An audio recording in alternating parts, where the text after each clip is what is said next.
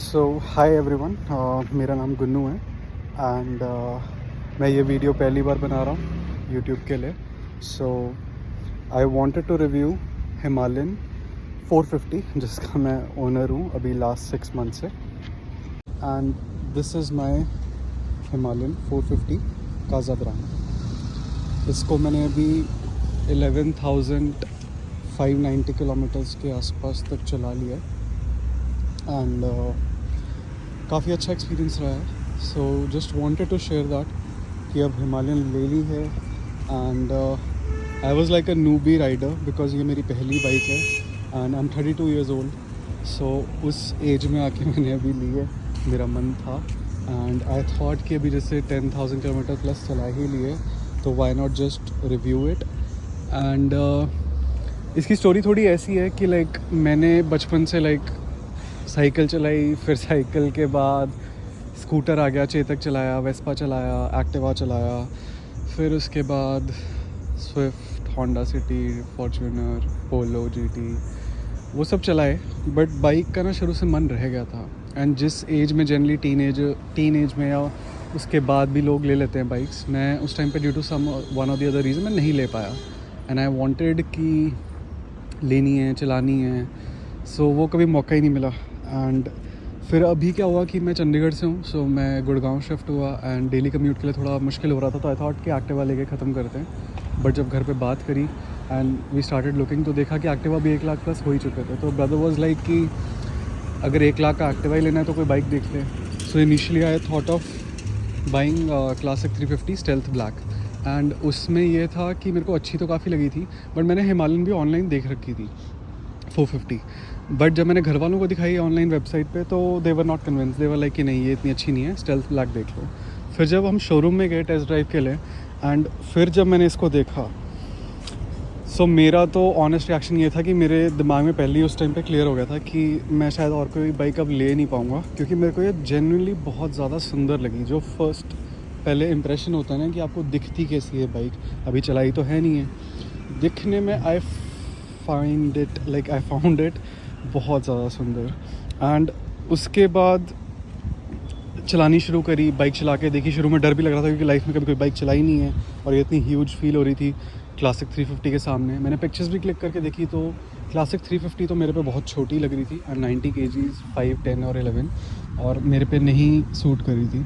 Super meteor 650 फिर भी अच्छी लग रही थी, थोड़ी हार्ले वाइब आ रही थी बट स्टिल उस पर भी मैं कन्विंस नहीं हुआ जितना मुझे ये अच्छी लगी. चलाने वाइज भी इसको चलाने में बहुत मज़ा आया. इसके अलावा मैंने KTM चला के देखी थी, हस्कवर्ना चला के देखी थी, ड्यूक 390 और अपना एडवेंचर वाली. उन पे मेरी बात मतलब मेरे को अच्छी लगी. भाग बहुत क्रेज़ी रही थी इससे भी ज़्यादा, बट स्टिल ओवरऑल एक्सपीरियंस की अगर मैं बात करूं तो मुझे ऐसा लगा कि यार this is the one that I should buy. And काफ़ी लोगों से, कुछ एक्सपीरियंस राइडर्स से, एडवेंचर टूरर जो चलाते हैं उनसे भी पूछ के देखा तो इनिशियली द सजेशन वाज कि KTM adventure 390 could be a better option, considering कि जब मैं अब बाइक ले रहा हूँ तो ऑब्वियसली मन करता है एज अ बाइक पर्सन कि आप इसको पहाड़ों पे या कहीं तो लेके जाओ यार घुमाने के लिए, है ना. तो उस केस में थोड़ा सा इंक्लिनेशन या प्रेफरेंस लोगों का कह लो was towards KTM adventure 390. But और मेरे ब्रदर को पसंद है नेकेड बाइक्स तो ही वाज लाइक ड्यूक 390. मुझे पसंद था इस पे तो मैंने बहुत महीने सिर्फ चला के देखी हैं, जा जाके बार बार बेशर्मों की तरह कि यार मुझे ना बाइक देखनी है पहले तो चला के, और अपनी तो जो मेरी प्रेफरेंस है वो है ही है बट जो बाकी सब बोल रहे हैं उनका कंसिडर करना है. तो मैंने बहुत बार चलाई पर मैं फिर भी 100% कन्विंस नहीं हो पाया. सो इवेंचुअली मेरा डिसीजन बना कि मुझे लेनी है तो यही लेनी है. इसको लेने के बाद अभी तक जब मेरे 12,000 किलोमीटर हो चुके हैं ऑलमोस्ट, हर बार बहुत मज़ा आता है. मैंने ली थी डेली कम्यूट के लिए गुड़गांव में, और जबकि मैंने मोस्टली ऑनलाइन रिव्यूज़ जितने पढ़े थे हिमालयन के, the first thing that they told was कि Himalayan 450 is not for city ride, कि अगर आपको पहाड़ों पे जाना है, बहुत घूमना है तो ले लो, otherwise you don't buy this bike. मतलब सिटी के लिए तो बिल्कुल भी सजेस्टेड ही नहीं है. एंड मैं रोज़ ऑफिस इसी पे जाता हूँ एंड मेरे को बिल्कुल नॉर्मल लगता है. आई गेस जो उनका सजेशन था ना वो इस बेसिस पे था कि अगर आप उतना जितनी ये बाइक हैवी है कह लो ओवरऑल, अगर उसके साथ चला के आपको कंफर्टेबल नहीं लग रहा, बहुत ज़्यादा कंफर्टेबल नहीं लग रहा, तो then you shouldn't buy this bike and that's absolutely fine. तो मेरे केस में तो भैया मैं रोज़ ऑफिस जाता हूँ ना, पूरा कंफर्टेबल हूँ। उसके अलावा मेरा हर 2 से 3 हफ्ते में चंडीगढ़ जाना होता है, बिकॉज़ वहीं का हूँ मैं, तो मेरा दिल्ली टू चंडीगढ़ तो रेगुलर लगा ही रहता है हर महीने। एंड मेरे को बहुत मज़ा आता है क्योंकि मैं सुबह अर्ली मॉर्निंग राइड करता हूँ एंड उसमें अप्रॉक्सीमेटली अगर पूरा तेज़ उड़ा के चलाओ तो 3-3.25 घंटे में हो जाता है, लाइक गुड़गांव सुशांत लोक से पंचकुला तक। एंड उसके अलावा मैंने से काज़ा सर्किट करा था लास्ट मंथ, वो भी बहुत मज़ेदार रहा। कुछ मतलब मक्खन की तरह चली ऑब्वियसली। ऑफ रोड वाला जो पैच था सर्किट में आता है towards Manali road from Kibber, वो भी कर लिया, और वो भी मतलब स्मूथ ही था आई वुड से, कि मतलब स्मूथ इन द सेंस कि ऑब्वियसली रोड स्मूथ नहीं थी, बट मज़ा आ रहा था कि करो यार, सही लग रहा है। एंड उसके अलावा आई वुड से कि जयपुर गया था अभी रिसेंटली, वहाँ तो रोड्स चलो अच्छी है ही हैं, वहाँ पे भी सही था। तो मेरा ऑल इन ऑल रिव्यू यही है इसका कि यार बहुत ही सही डिसीजन लिया, 1% रिग्रेट नहीं है। जो KTM लेते हैं या लेट्स से कोई ट्रायम्फ की बाइक लेते हैं, उनका भी सही है। उनको जो हर बंदे को इंडिविजुअली प्रेफरेंस मतलब चेंज हो ही सकती है, तो जिसको जो पसंद आनी है वो वही लेगा at the end of the day, right. So मेरे को लुक्स में I feel no bike in this segment beats this. कई लोगों की प्रेफरेंस हो सकती है ड्यूक वाली टाइप लुक की, बट मुझे इसकी लुक देख के, मतलब मैं इस बाइक को जब मैंने पहली बार देखा था, मैं ना इसको देख के स्माइल करता था, जैसे कोई लड़की को देख के स्माइल कर रहा हो, कि बात नहीं कर सकते, बस देख देख के अच्छा लगी जा रहा है। तो मेरे लिए तो ये वैसी बाइक थी। मतलब मेरा इसका फेवरेट जो एंगल है ना, जिस पे मैं बाइक को देखना पसंद करता हूँ, इट इज़ दिस वन। यहाँ से ये इतनी ज़्यादा मस्कुलर, वो जो टैंक के उधर पार्ट्स पे बनता है कर्व सा, and the tyre and everything exhaust, ये वाली लुक एंगल जो है मेरे को उसका सबसे फेवरेट लगता है। Second favourite I would say is this angle, ये भी अच्छा लगता है काफ़ी। फ्रंट वाला मुझे सबसे वीकेस्ट लगता है, इवन तो ये सब बहुत सुंदर लगती है, बट फ्रंट वाला थोड़ा सा ऐसा लगता है कि आगे से आके ना, मतलब पीछे वाला जितना भी पार्ट है उस सेक्शन में ये लगी होती है काफ़ी ब्रॉड, सामने से आके थोड़ा सी लुक थोड़ी पतली हो जाती है, but I love it anyways. So review ये है कि पहले 500 किलोमीटर जब इन्होंने लिखा था कि आपको आई गेस एक सर्टेन RPM के ऊपर नहीं चलाना है, I guess it was maybe 3000 और 5000, I am not remembering exactly, but जो इनके मैनुअल पे लिखा रहता है उसके अंदर ही मैंने चलाया इसको। फिर फर्स्ट वीक में ही इसकी सर्विस करा के, फर्स्ट सर्विस, फिर 5 से 6000 RPM तक अलाउड होता है। Again I am not remembering the exact figure. उस पर चलाया, मतलब मैंने हमेशा उस चीज़ को फॉलो करा जो भी इन्होंने गाइड में लिखा हुआ था, ताकि बाइक जितनी बढ़िया चल सकती है लॉन्ग टर्म में उतनी चले। Because sometimes I have heard कि लोग स्टार्टिंग में लेके ही खींच देते हैं और फिर बाद में कई बार उनको इश्यूज़ आ जाते हैं, and then they might agree और दे माइट नॉट कि उनका फॉल्ट था या नहीं था। तो इट्स बेटर यार कि मतलब बाद में स्यापे पड़ेंगे, बाइक तो तुमने ही खरीदी है ना, तुम्हें खर्च चलाना पड़ेगा, तो why not just hear what the company is saying, जिन्होंने इतना टाइम लगा के कुछ सोच के बनाई है बाइक और कुछ सजेशन दे रहे हैं आपको, ठीक है। तो 500 किलोमीटर के बाद चलाई, उसके बाद आई गेस 5000 पे सेकेंड सर्विस थी, वो करा ली। और एक और चीज़ मुझे जो बढ़िया लगी ना इस बाइक के केस में, कि यार इस पर ना सर्विस कराते मेरे को पर्सनल लेवल पे चुभता नहीं है। लाइक कभी 2000 लग गए, कभी 3000 लग गए, आई गेस इससे ऊपर तो लगे ही नहीं है इसमें। ब्रेक पैड मैंने मजबूरी में चेंज कराया, क्योंकि मैं जब सर्विस सेंटर पे गया था काज़ा ट्रिप से पहले, वैसे ही जनरल चेकअप के लिए, तो आई आस्क्ड देम कि यार सब सही है। सो देवर लाइक कि पिछले वाला जो ब्रेक पैड है वो थोड़ा सा कम लग रहा है, मतलब 1000 किलोमीटर चल पाएगी उस पर। तो मैंने बोला मेरा सर्किट भी उतने का ही है तो मैं चला लेता हूँ, बट उन्होंने थोड़ा सा डरा दिया बोल के कि यार माउंटेन्स पे जा रहे हो सकता है ना चले उतनी, क्योंकि ब्रेक ज़्यादा लगती है एंड ऑल। तो आई वाज लाइक चलो यार आप कर दो चेंज। तो मुझे ऐसा लगता है कि यार ये 2000, 3000, 4000, 5000 अगर इतने लगते हैं, वो भी हर बार नहीं लग रहे, सिर्फ सर्विस जब कराने जा रहा हूँ तभी लगते हैं। तो अभी तक 2 ही मेजर सर्विस हुई हैं, 5000 और 10000 वाली। तो वो बहुत सही लगता है कि आपका खर्चा भी ज़्यादा नहीं होता, तो काफ़ी नॉमिनल लगता है उस केस में। पेट्रोल की एवरेज में कभी देखता नहीं हूँ, मैंने अभी रिसेंटली ही जब 11000 किलोमीटर हो गए थे, मेरे को वैसे ही पूछने लग गए थे लोग कि कितनी एवरेज देती है, मैंने कभी देखा ही नहीं था कितनी देती है। So for the first time I thought कि निकाल के देखते हैं, जब मैं तेज़ चलाता हूँ उस टाइम पे हाईवे पे। तो दिल्ली टू चंडीगढ़ की मेरी 26 के आसपास की एवरेज आई थी इस पर। एंड बाकी ये है कि मैं हर वीक इसको वॉश कराता हूँ, रॉयल एनफील्ड से करा लेता हूँ। 160 रुपीज़ की पड़ती है, सस्ती पड़ती है। And chain cleaning and all पहले तो मैं बाहर से कराता था, बट अब मैं खुद स्टार्ट करने वाला हूँ। मतलब वो चेन क्लीनर एंड एवरीथिंग लेके रख लिया, तो आज से ही in fact I will start cleaning the chain by myself. और यार ये तो फैक्ट ही है कि अगर आपको कोई भी व्हीकल है, अगर आप जितना अच्छे से सफाई आप कर सकते हो उतना कोई करेगा नहीं, ज़ाहिर सी बात है। तो अभी भी मैं लेके आया तो मैं वहाँ पे भी खुद ही कपड़ा मारने लगा था जहाँ जहाँ मुझे लग रहा था कि अच्छे से नहीं करी हुई है। चलाने वाइज इसका मुकाबला होगा कोई, बट मेरे को तो मज़ा आता है। मैं सिंपल ये बोल सकता हूँ, इसको चलाते हुए पॉस्चर आपका सही रहता है, आप थकते नहीं हो, जितनी खींचनी है खींचो। मैंने मैक्स इसको 158 या 160 के आसपास तक खींचा था, उसके बाद भी मैं रुक गया था क्योंकि थ्रॉटल बचा हुआ था खींचने के लिए। और बट मेरे को थोड़ा वो हो रहा था कि यार छोड़, ठीक है। अभी फर्स्ट टाइम में जब मैंने खींची थी इतनी चली गई थी, मैं यार 158 भी बुरी नहीं है। और ऑन एन एवरेज जब मैं हाईवे पे चलाता हूँ तो 120 to 140 के बीच में ही वेरी करता रहता है, क्योंकि अगर थोड़ी बहुत गाड़ियाँ हो तो इतने में आप साइड से निकल के चलते रहते हो, अपनी स्पीड मेंटेन कर लेते हो। बहुत भरा होगा तो ऑब्वियसली आप नहीं चला पाओगे इतनी, बट मज़ा बहुत आता है। और मेरी फर्स्ट बाइक है, मैंने कभी चलाई नहीं थी, मेरा बहुत ज़्यादा मन था, तो मेरे को टचवुड अभी तक तो वो बोरियत या कुछ भी ऐसा फील नहीं होता। मतलब मैंने 14th में 2025 को ली थी, आज 15 नवंबर 2025 है, सो एग्जैक्ट 6 मंथ्स हो चुके हैं। And in 6 months I have done close to 12,000 kilometres. And 14th में से पहले, मतलब 6 महीने से पहले मैं हमेशा चंडीगढ़ ट्रेन पे जाता था, और जब से बाइक लिया उसके बाद मैंने सिर्फ एक बार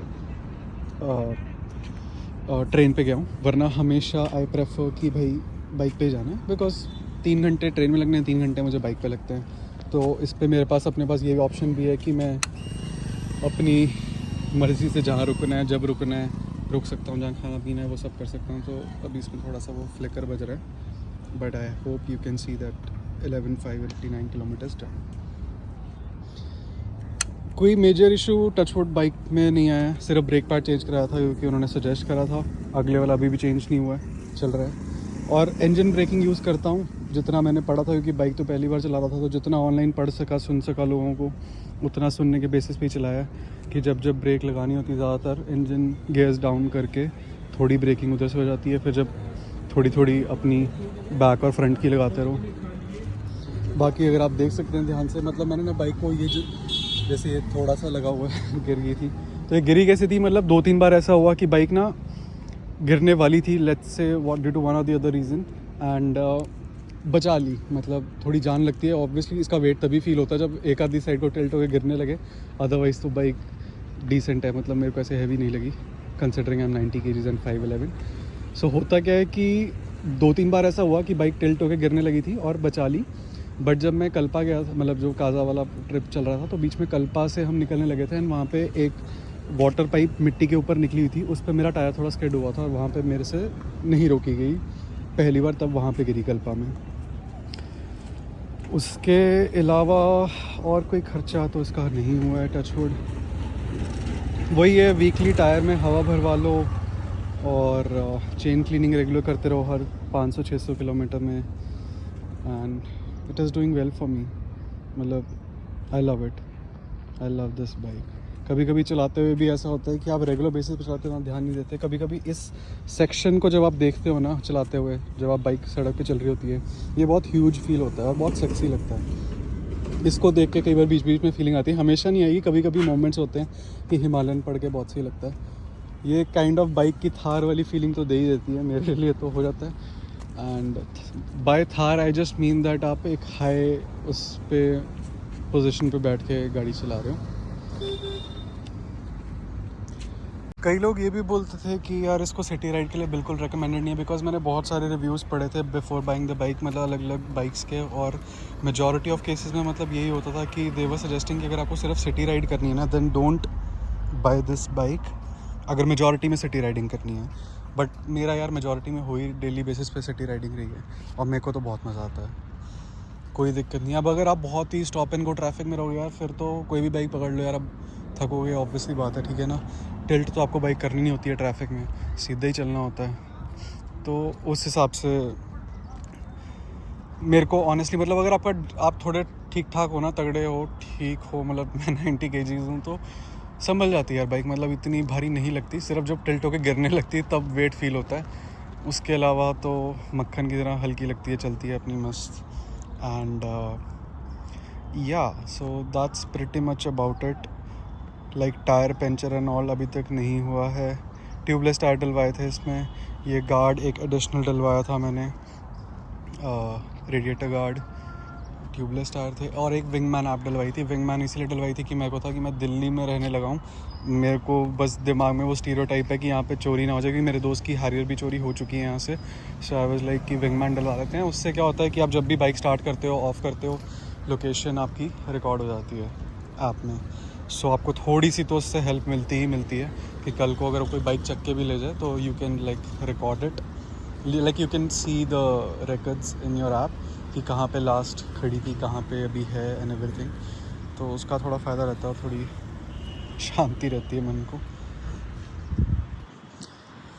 बाकी और क्या है, काज़ा ट्रिप पे मस्त चली, ऑफ रोड पे भी मस्त चली. जयपुर लेके गया था. जयपुर जाते हुए रोड बहुत अच्छी थी, मस्त थी. वापसी में जितना जयपुर का जाने का रास्ता है उतना ही आने का बकवास रोड थी. और सेम हाईवे पे, लाइक लेफ़्ट साइड जब यहाँ मतलब गुड़गांव से जयपुर जा रहा हूँ सड़क सही है, वापसी में उसी सड़क का ऑपोजिट साइड इज़ लाइक पूरा ख़राब पड़ा है. बट इसने बोला कि कोई टेंशन नहीं है, खींच लेंगे. और ख़राब सड़क पे भी अच्छे से खिंचा ली.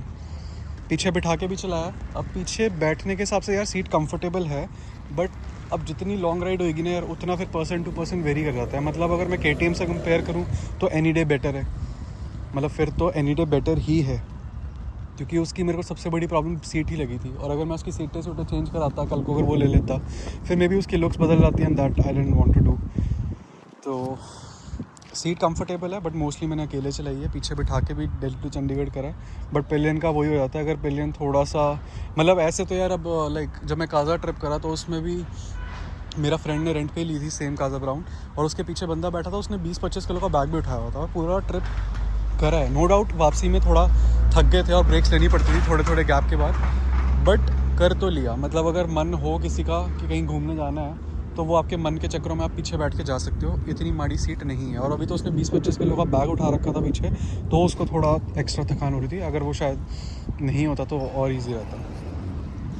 लाइट्स मेरे को इसकी लाइट से दिक्कत है.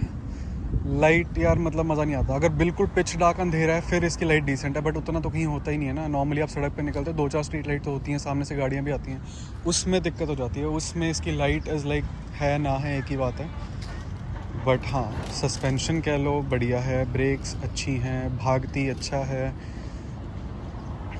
मतलब अच्छा भागती है का मतलब मैं ये बोल सकता हूँ कि जैसे मैंने आपको बताया कि स्पीड 160 तक तो पहुँच ही जाती है आराम से. एंड उसके अलावा ये है कि अगर अब मैं इसको KTM 390 या ड्यूक 390 से कंपेयर करूँगा तो हाँ मतलब ड्यूक 390 से तो यार तेज़ नहीं है. मतलब specially in the initial part, क्योंकि मैंने जब टेस्ट ड्राइव ली थी उसकी ड्यूक 390 की, तो वो इनिशियल में तो बहुत क्रेज़ी थी. मतलब मैंने उसको खींचा था, मैंने 2 मिनट नीचे देख के ऊपर देखा था और वो 80-90 के आसपास पहुंच गई थी. तो वो और उसमें वो जो पुश बजता है वो अलग ही है. वो जितने लोग इनफैक्ट उस बाइक को अगर छपरी वपरी बोलते हैं ना, वो चला के नहीं देखी हुई, वो वही सीन है कि अगर आप एक बार चला के देख लोगे ना, जो भी ऐसा कमेंट पास करता है उनको सिर्फ इतना बोल दे करो प्यार से कि यार एक बार बस चला लियो ड्यूक 390 जाके, एक बार टेस्ट ड्राइव लिया. So it will be really hard for them to call the bike bad after that. But हाँ, उसके कंपैरिजन में चाहिए उसके इक्वल नहीं है, बट ये डिसेंट भागती है. अगर वो लाइक मैंने नीचे देखा ऊपर देखा और वो 80 के आसपास थी लेट्स से, तो ये भी 60-65 तक ये भी पहुंच जाएगी. तो उतना मतलब धीरे नहीं है, तेज़ ये भी है. वाइब्रेशंस का जो बोलते हैं, वाइब्रेशन का यार सिंपल है. मैंने बाइक पहली बार चलाई है तो नॉर्मल चलाते तो कोई चक्कर नहीं है. मेरे को जो पर्सनली फ़ील होता है वो 90 से 120 के बीच में फ़ील होता है कि थोड़ी एक्स्ट्रा वाइब्रेशन साउंड्स आ रही हैं एंड एवरीथिंग. बट 120 प्लस में एकदम से वो अपने आप गायब हो जाती है चीज़. और 90 से नीचे भी अगर हम चलाते हैं तो वो डिसेंट है. तो जो नॉर्मल बाइक जैसे चलती है वो वही है. उसको वाइब्रेशन तो मैं नहीं बोलूँगा, बस बाइक चलने की आवाज़ आ रही है जो नॉर्मल हर बाइक में ही आती होगी. तो ये मेरा एक बेसिक रिव्यू है इसके लिए. टायर्स प्रेशर्स मैं 32 रखता हूँ इसमें, जो गाइड में लिखा हुआ था, तो फ्रंट एंड बैक दोनों का. ठीक है. और क्या है, सीट कंफर्टेबल है, इंडिकेटर्स भी सही हैं, टैंक तो मेरे को मस्त लगता ही है इसका. लाइट्स नहीं अच्छी हैं, ब्रेक्स अच्छी हैं, भागती अच्छी है. मिरर्स भी डिसेंट है, मतलब ठीक है, और बढ़िया मिल सकते हैं, थोड़ा और व्यू आ जाए, बट यार अगर तुम्हें चलानी सही से आती है तो इन शीशों में भी काम हो जाएगा। डिसेंट है, मतलब मोटा मोटा इसका यही है, जो बंदे थोड़े हल्के हैं उनको भारी लग सकती है, अगर गिरने लगेगी तो उनसे मोस्टली गिर सकती है, या वो सब सीन हो सकता है, थोड़ा अनकंफर्टेबल हो सकता है, वो सब है। इसका मेन स्टैंड लगाने में कई बार लोगों को थोड़ा हैवी लग सकता है, लाइट्स का थोड़ा सा इशू है, बाकी सब तो मक्खन की तरह चल रहा है। And that's my review. और मैं एक बार इसको फिर से दिखा देता हूँ, मेरा जो फेवरेट व्यू है, मैं क्या एक बार वहीं पे वीडियो एंड करते हैं। That's my favourite view.